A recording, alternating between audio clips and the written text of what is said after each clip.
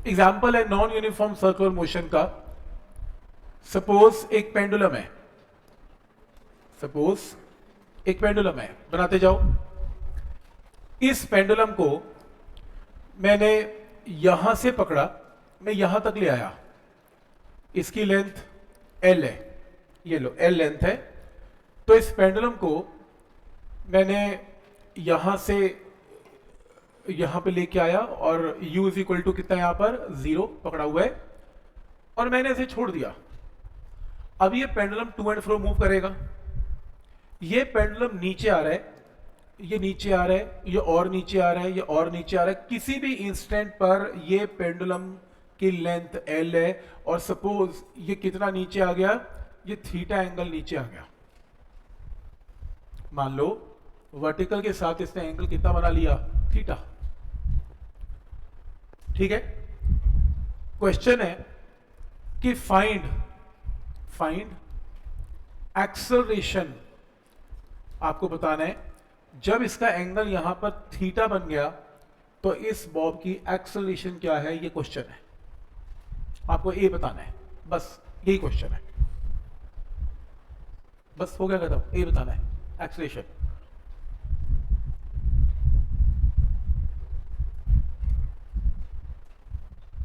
Instantaneous angle दिया हुआ है, कोई ऐसे एंगल दे दिया थीटा, तो आपको एंगल बताने इसमें क्या होगा, ये क्वेश्चन है।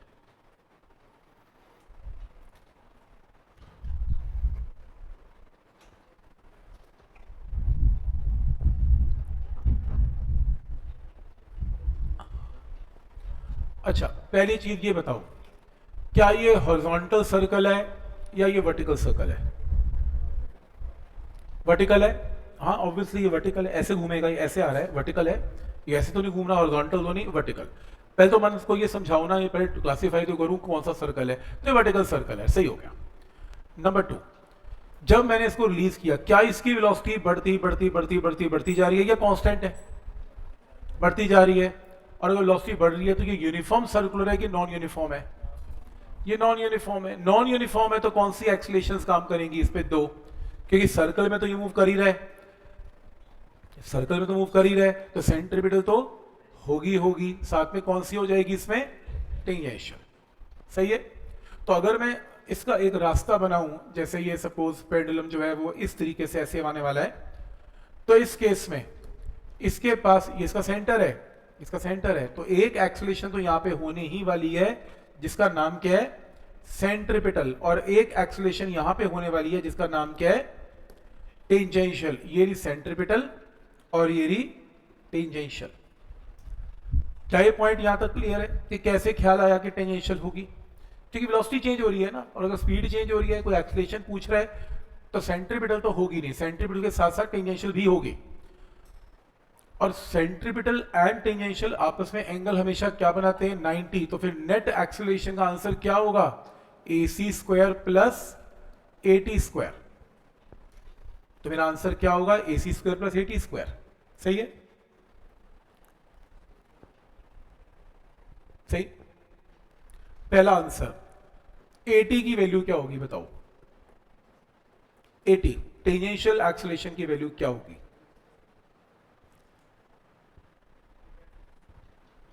dv बाई dt से आगे क्या आएगा बताओ?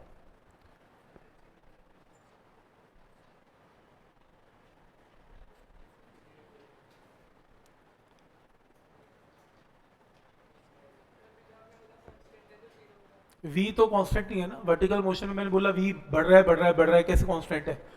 तो 80 तो 0 नहीं होगा।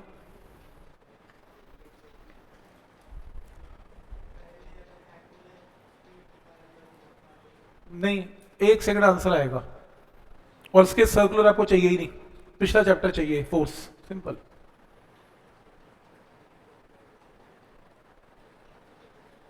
अच्छा चलो, इसका आंसर तो आंसर मिल जाएगा आपको। कौन सी फोर्स इस बॉब को वापस लेके जा रही है ये बता दो। कोई वापस, देखो फ्री में तो वापस जाएगा नहीं, फोर्स तो होगी। कौन सी फोर्स इसको वापस लेके जा रही है अपनी ओरिजिनल पोजीशन पे? बोलो कौन सी? mg तो नीचे एक्ट कर रहा है, mg कैसे लेके जाएगा? mg cos थीटा की mg sin थीटा। कितने लोग sin थीटा, कितने लोग cos थीटा, कितने लोग कह रहे हैं कि ये ऐसे आपस में बोल कैसे रहे, मुझे दिख ही नहीं रहा थीटा का है। तो वो फिर इधर देखें, वो ऐसे देखें, इसका वेट बोलो कहां एक्ट करेगा, वर्टिकली डाउनवर्ड। ये कितना है, mg। नेक्स्ट, अब इसमें क्या करना है, इस लाइन को ना, याद है मैंने पहले भी बताया था, इसको पीछे खींच लो। तो अब mg के दो कंपोनेंट्स होने वाले हैं। पहला कंपोनेंट इसमें क्या आने वाला है, अगर ये थीटा तो ये भी कॉरस्पॉन्डिंग एंगल से थीटा, तो क्या बनेगा mg cos थीटा, और इस तरफ क्या बनेगा mg sin theta, mg cos theta mg sin theta. Clear है यहां तक? अब बोलो कौन सी फोर्स इसको वापस लेके आ रही है, mg sin थीटा। तो mg sin थीटा फोर्स की डायरेक्शन आपको ऐसा फील तो नहीं हो रहा कि टेंजेंट है, मुझे भी हो रहा है टेंजेंट है, और एक्सेलरेशन भी टेंजेंट है। बोलो अब टेंजेंशियल एक्सेलरेशन क्या है, g sin थीटा। m तो हटा दो ना, mg sin थीटा फोर्स है, तो m हटाओगे तो g sin theta tangential acceleration है। तो सही है, एक आंसर आ गया। क्या आंसर आ गया, टेंजेंशियल एक्सेलरेशन की जो वैल्यू है, टेंजेंशियल एक्सेलरेशन की जो वैल्यू है वो क्या आएगी, g sin थीटा का होल स्क्वायर। आधा आंसर पता लगे आपको? अब बचा हुआ आधा बता दो। सेंट्रीपिटल एक्सेलरेशन की वैल्यू बोल दो, मैं वैल्यू पुट करूंगा, आंसर आ जाएगा। बोलो mg cos ना, क्योंकि आप भूल गए रस्सी में टेंशन भी होगी, वो तो आपने ली नहीं, सीधा mg, और वैसे भी mg cos theta away from centre है, अपने को तो टुवर्ड सेंटर चाहिए सेंट्रीपिटल ना।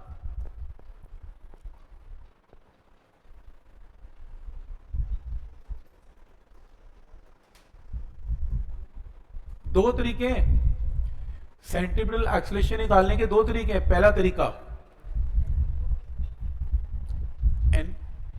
n हवा में उड़ती बॉडी तो नॉर्मल नहीं होते, ग्राउंड को टच करेगी तभी नॉर्मल है ना, टेंशन होती है। तो इसके अंदर क्या होगा, इसमें जो टेंशन एक्ट करेगी TNT, ऐसे एक्ट, याद है लास्ट टाइम भी कराया था TNT। तो फ्री बॉडी डायग्राम से क्या सिखाया था, T minus mg cos theta will act towards centre, क्योंकि नेट फोर्स कहां एक्ट होनी चाहिए, सेंटर, और वही एक्ट करेगी सेंट्रीपिटल।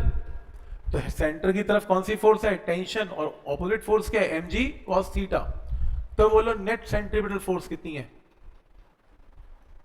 डायग्राम में, अगर ये टेंशन T बना लेता हूं तो क्या बनती है, T minus mg cos theta, ये बनेगी T minus mg cos theta equal to,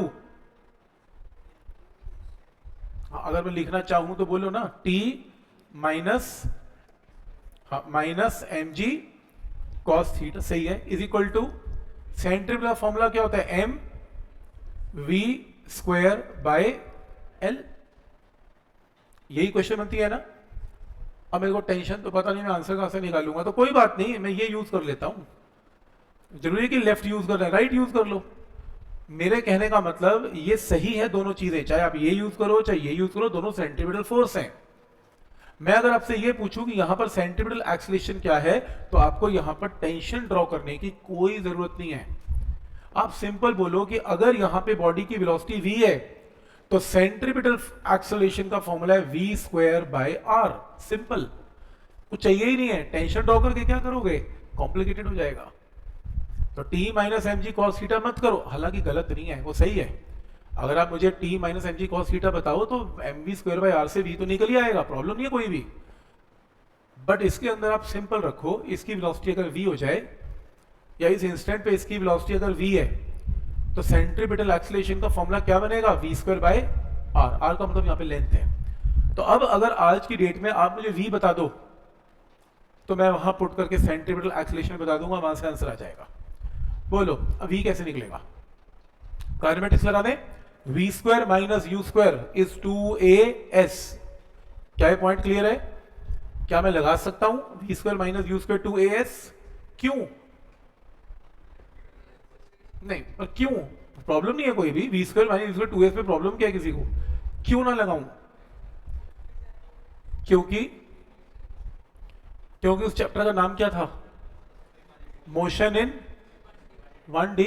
भाई वो तीन ही question, v u plus at, v square minus u square 2as और ऐसी ut plus half at square सिर्फ तभी लगती थी जब when body is moving in a straight line। ये तो 2D है ऐसे, और अगर इतनी आसान होती तो प्रोजेक्टाइल चैप्टर करने की जरूरत क्या थी, सीधा प्रोजेक्टाइल फेंको, बोल दो v equal to u plus at, एक ही बारे में प्रोजेक्टाइल खत्म, हुआ ही नहीं ना। क्योंकि वो लग ही नहीं सकती थी। तो इसलिए ये प्लेन है, मोशन इन अ प्लेन बोलते हैं इसे। कई लोग पूछ रहे थे स्कूल के सिलेबस में मोशन ऑफ प्लेन आ रहा है, वो कौन सा चैप्टर है? ये मोशन ऑफ प्लेन ही है, projectile motion in a plane है, ये सब मोशन ऑफ प्लेन तक के एग्जांपल्स हैं।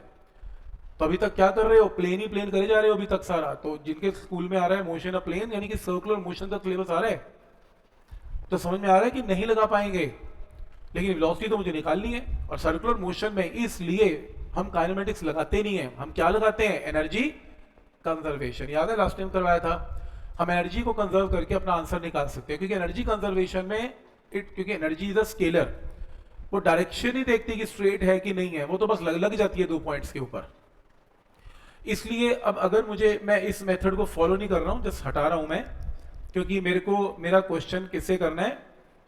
एनर्जी कंजर्वेशन से, राइट? तो मुझे वी निकालनी चाहिए मुझे। अब एनर्जी कंजर्वेशन लगाने का पहला रूल ये है कि आप पहले ग्राउंड बनाओ। अगर ग्राउंड नहीं बनाओगे तो आंसर नहीं आएगा। अब ग्राउंड क्या लूं? कोई कहता है जी ये लो, लोएस्ट पॉइंट ले लो।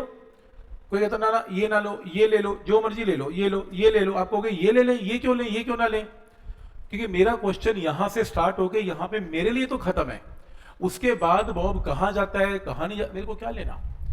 तो आप कहते हो कि मैं तो ये लूंगा ग्राउंड, हम ये ले लो ग्राउंड। आपका आंसर तब भी सही आएगा अगर आप यहां का ग्राउंड लेते हो, तो आपको यहां की पोटेंशियल एनर्जी और इसमें एक्स्ट्रा ऐड करनी पड़ेगी। पर मैं प्रेफर करता हूं कि अगर मेरे को 2 वेलोसिटीज गिवन है, एक ऊपर वाली और एक नीचे वाली, उसके अलावा आगे का क्वेश्चन मुझे सॉल्व नहीं करना, तो जहां मेरे को वेलोसिटी वी निकालनी है लोएस्ट पॉइंट पे, मैं वही ग्राउंड ले लेता हूं। तो मैं इस क्वेश्चन में काम करता हूं, मैं ग्राउंड को यहां ले लेता हूं। हालांकि आप अगर नीचे लेना चाहें, जहां मर्जी लेना चाहें, सही है।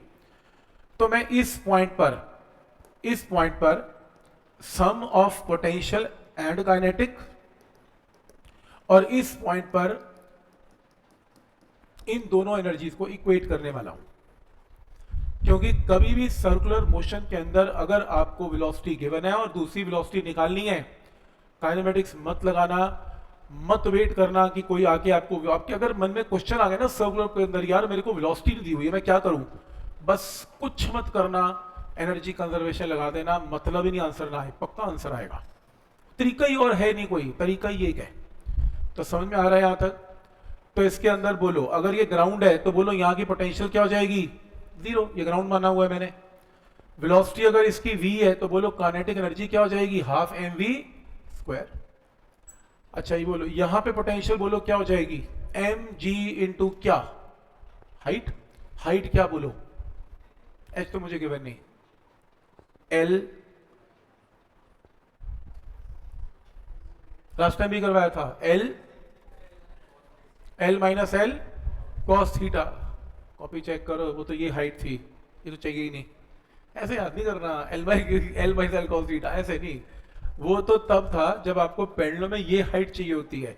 मेरे l कॉस थीटा, मुझे ये तो चाहिए ही नहीं भाई। मेरे को तो ये चाहिए, मुझे चाहिए यहां से लेके यहां तक की हाइट, और मुझे दिख रहा है मुझे ये हाइट चाहिए, देख लो ये वाली। जबकि टोटल लेंथ क्या है इसकी? l, पर मेरे को तो ये शेडेड चाहिए। तो अगर ये थीटा और ये राइट एंगल देख रहे हो, ये राइट एंगल, तो उस केस में आप ऐसा कर सकते हो, इस राइट एंगल ट्राइंगल में अगर ये l है और ये थीटा है, तो ये क्या बनेगा? l cos theta, l cos theta बनेगा। ये समझ में आ रहा है? तो हाइट इस और इस लेवल के बीच में हाइट क्या है? l cos theta. तो क्या बनेगा? पोटेंशियल एनर्जी इक्वल टू क्या? mg into l cos theta. और काइनेटिक यहां पर 0, क्योंकि u की वैल्यू यहां पर 0। सही है? ठीक। देखो लॉजिक है, हर क्वेश्चन का लॉजिक है, कोई याद नहीं करना, समझना है कि अच्छा ऐसा हुआ था। ठीक है, तो इक्वेट करें इन दोनों को। तो ऊपर पोटेंशियल की वैल्यू क्या है? mg into l into cos theta plus 0, और यहां पे क्या है? Half into m into v का स्क्वायर। m से m कैंसल, तो v स्क्वायर की जो वैल्यू आ गई वो क्या आ गई? 2gl cos into theta. ये जो v स्क्वायर है उसको उठा के यहां पे पुट कर दो, 2gl into cos theta divided by l, l से l कैंसिल, ये लो ac आ गया। अब आप नेट एक्सेलरेशन में ac की वैल्यू को पुट कर दो, 2g इंटू कॉस थीटा का whole square plus g square into sine square into theta.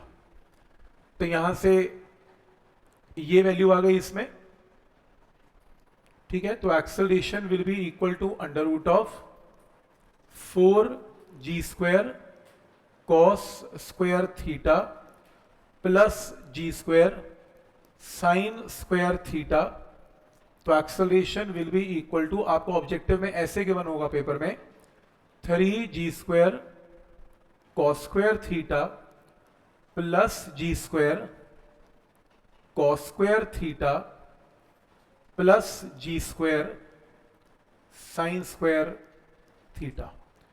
तो ऑब्वियसली g स्क्वायर कॉमन आएगा, तो आपके पास आंसर क्या बनेगा, 3g square cos square theta plus g square, क्योंकि cos square plus sine square क्या हो जाएगा 1।